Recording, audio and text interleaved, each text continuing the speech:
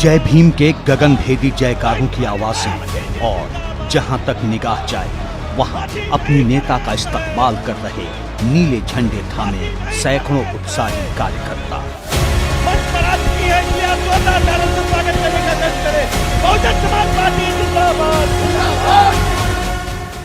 ये सत्ता के वनवास को खत्म करने का संकल्प लिए यूपी की चुनावी जंग में नए जोश के साथ उतरी बहुजन समाज पार्टी की मुखिया मायावती हैं।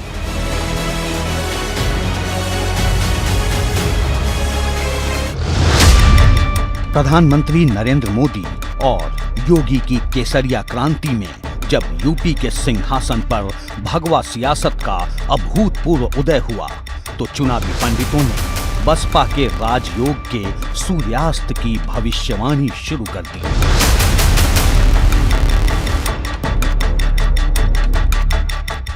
लेकिन 22 के महासमर में गजराज ने अपनी दमदार दावेदारी की गर्जना से चुनावी रण क्षेत्र में हलचल मचा दी है।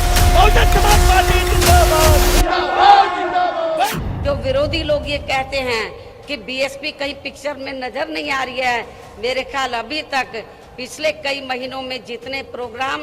कांग्रेस ने, सपा ने, बीजेपी ने किए हैं, जितनी भीड़ उनके प्रोग्राम में अभी तक आई है उससे कई गुना भीड़ आज बीएसपी के अकेले एक प्रोग्राम में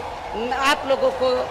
देखने के लिए मिल रही है, मीडिया को देखने के लिए मिल रही है। भाजपा और सपा की लड़ाई में अब की बार हाथी की चाल क्या गुल खिलाएगी, इसे लेकर दावे से कुछ भी नहीं कहा जा सकता। लेकिन विरोधियों के खेमे में कोहराम इसलिए मचा है क्योंकि इस बार हाथी फिर से आजमाई हुई तरकीब चल रहा है और इस तरकीब को जमीन पर उतारने की जिम्मेदारी निभा रहे हैं मायावती के सबसे भरोसेमंद सेनापति।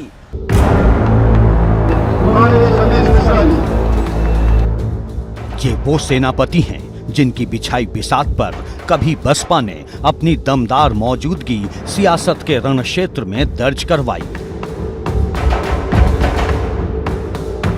तो कभी इसी सेनापति ने समय की नब्ज को टटोलते हुए ऐसी रणनीति बनाई कि तमाम समीकरणों की बनी बनाई परिपाटी ध्वस्त हो गई और आजाद भारत के इतिहास में दलित उत्थान की नायिका मायावती बन गई,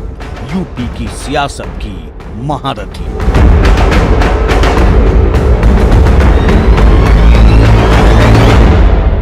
सतीश चंद्र मिश्रा जी की जो अहमियत है वो किसी और की नहीं है मायावती के बाद। वजह यह है कि यदि आप पूरे उत्तर भारत में जितने हिंदी भाषी राज्यों के नेता हैं सबके साथ कोई न कोई उसका एक ब्रिगेडियर सेनापति रहा है, उसमें सतीश चंद्र मिश्रा एक ऐसे सेनापति हैं मायावती के जो आप पीछे मुड़ के देखेंगे तो लगभग 25 साल से सतीश चंद्र मिश्रा जो हैं वो मायावती के साथ पूरी जिम्मेदारी से बने हुए हैं।